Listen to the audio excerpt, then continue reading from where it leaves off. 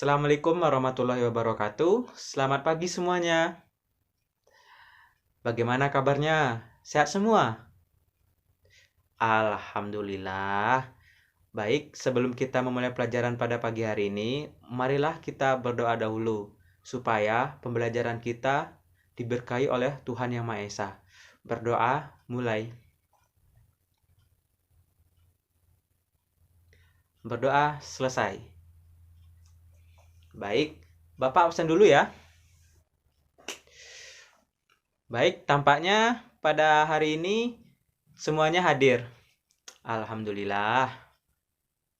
Nah, sebelum kita memulai pelajaran pada kali ini, Bapak ingin bertanya dulu, apakah kalian pernah melihat kejadian seperti gempa bumi, tsunami, gerhana bulan, gerhana matahari, kecelakaan, kebakaran, atau peristiwa-peristiwa lainnya? Nah, Bapak akan bertanya, apakah kalian tahu apa yang menyebabkan peristiwa-peristiwa tersebut dapat terjadi? Nah, untuk mengetahui proses terjadinya peristiwa tersebut, alangkah baiknya kita mempelajari dulu teks eksplanasi. Karena teks eksplanasi itu menjelaskan apa yang menjadi penyebab dari peristiwa-peristiwa tersebut. Nah, sebelum kita masuk ke materi utama, alangkah baiknya kita mengetahui dulu apa itu KD-nya atau kompetensi dasar dari teks eksplanasi. Nah, KD untuk materi teks eksplanasi ialah pertama, KD 3.9 mengidentifikasi informasi dari teks eksplanasi berupa paparan kejadian suatu fenomena alam yang didengarkan atau dibaca. Yang KD 4.9 meringkas isi teks eksplanasi yang berupa proses terjadinya suatu fenomena dari beragam sumber yang didengar atau dibaca. Nah, dari KD tersebut, kalian bisa memahami kan apa saja yang akan kita pelajari pada bagian teks eksplanasi. Nah, mari kita masuk ke materinya.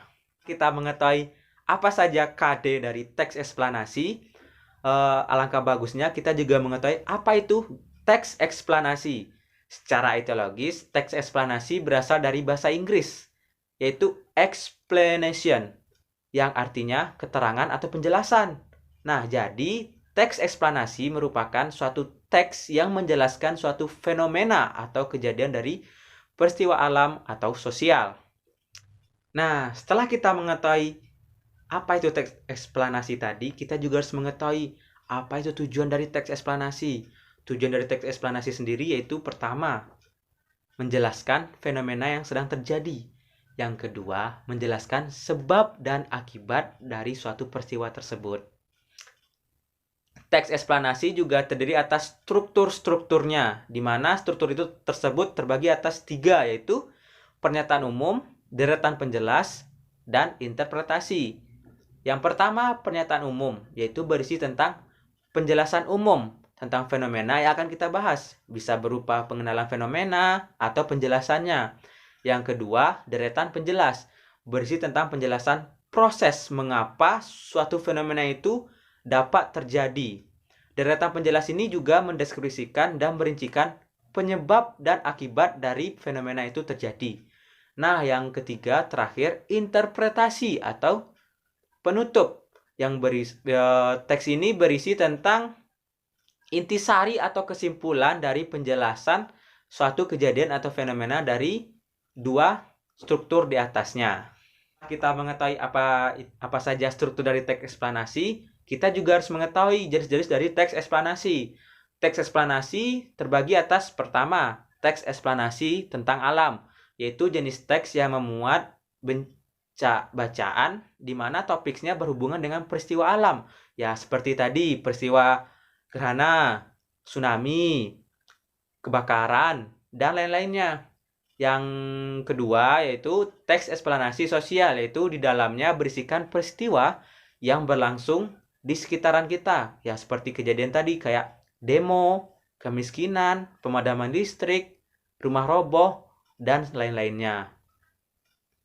Nah, setelah kita mengetahui tadi jenis-jenis dari teks eksplanasi, kita juga harus mengetahui apa saja ciri-ciri dari teks eksplanasi.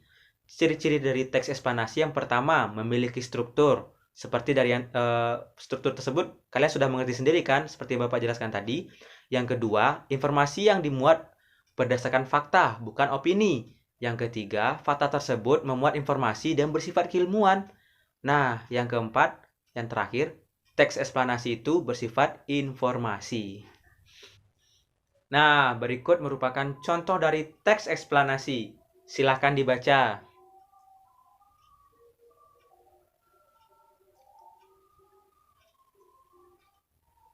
Sudah?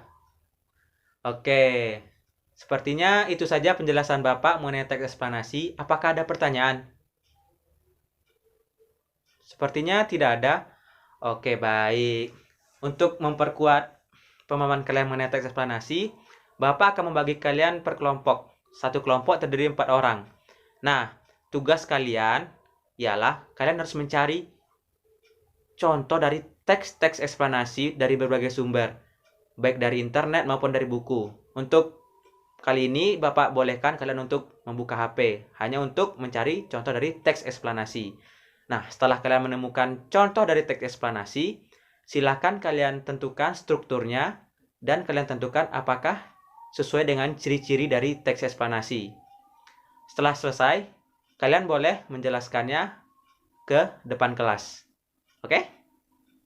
Terima kasih. Wah, diskusi kita telah selesai. Diskusi yang sangat seru.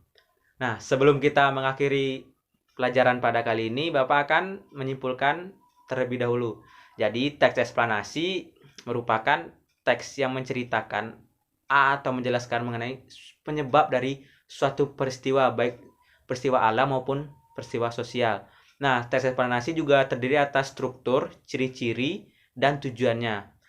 Oke, sebelum kita mengakhiri pelajaran pada kali ini, Bapak akan memberi tugas kepada kalian. Silakan kalian cari sekitar 3 contoh dari teks eksplanasi. Kemudian kalian tentukan strukturnya. Ya, ini untuk tugas di rumah saja. Baik, sebelum kita mengakhiri pelajaran pada kali ini, kita ucapkan doa. Berdoa mulai. Doa selesai. Oke, terima kasih telah mengikuti pelajaran pada hari ini dengan baik dan benar. Semoga kita dapat bertemu lagi di pertemuan selanjutnya. Silakan melanjutkan pelajaran berikutnya. Assalamualaikum warahmatullahi wabarakatuh.